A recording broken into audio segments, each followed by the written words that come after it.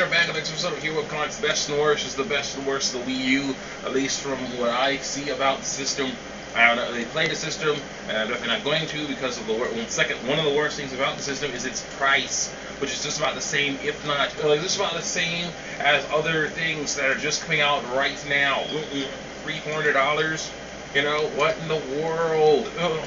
You know, Nintendo always prided itself on having a console that was pretty good. Maybe not the best ever, but pretty good for, pretty good for the generation, and having it cost less.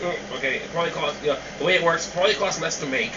Usually they probably cost less to make, so that they can charge less money for it, at launch time, and then the price goes down from there, and they usually, Nintendo system will hit $99 sooner than anything else, okay?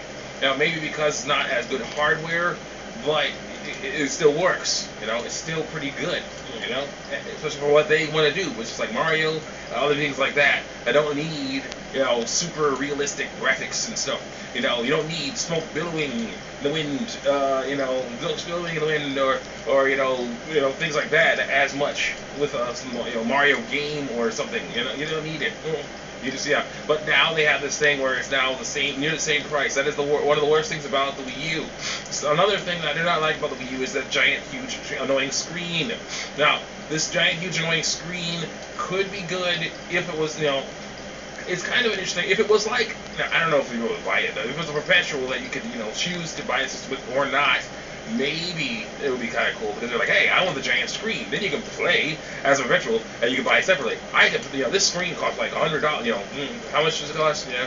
Really $100 perhaps. I don't know exactly. But this screen, you can get this screen. This screen will make it so you can play games on the Wii U and not hog the TV. And cool stuff like that. That's gonna go, or have a new different perspective or something like that. But it's a huge screen. Usually, Nintendo basically. Also, one of the things that I like about Nintendo is they make gradual changes to everything. It used to be, Nintendo's original thing was just basically, okay, Lord, this quick, but I'll see if I can make this quick. Usually it would be some sort of, the original Nintendo controller was the, the little square thing with the control pad on one side and the button, start and select on the middle, and the two buttons A and B on the other side. And then they just upped it from there. When Super Nintendo had 4 buttons, shoulder buttons, and they all always went crazy. But then they brought it back down to something I like better on the GameCube, and then they had the Wii, which was even more simplified. But you could also use the Wii Remote to basically move things around in the game, target in the game, swing things. I like that, and I would have loved to see the next level of that, if you wanted a screen, why not make it like a smartphone-sized screen instead of like, this giant thing, but you can't hold with one hand. That's the thing. That's what they had. They had control you could hold with one hand if you wanted to. That was cool. Glad Wii controls work on this thing. Still, that huge thing is some crazy stuff. It's definitely a huge departure from the normal Wii stuff, and it turns out it's hard for developers to work with that thing.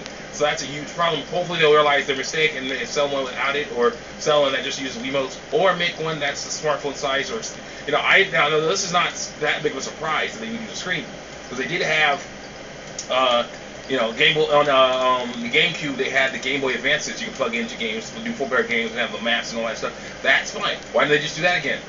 Why couldn't they just do that again? Maybe make it, more screen. They could totally have done that. That would have been so great. I really wish they had done that, but that's okay. Me, I will buy one when the price drops enough to get Mario, basically. That system seller. Mario is a system seller. I'll buy a Wii for Mario. I'll buy a Wii U for Mario, but that's about it. Maybe a few other things like that, but then mostly just for Mario. So sorry, that's the way it is. I will wait a minute. So the price. So basically, to sum it up, the best thing about the Wii U is that it's a new system from Nintendo. That's the best thing. So I'm glad to see Nintendo still making stuff. Hopefully they'll continue working on stuff. I'm gonna make another thing about how Nintendo can make more money.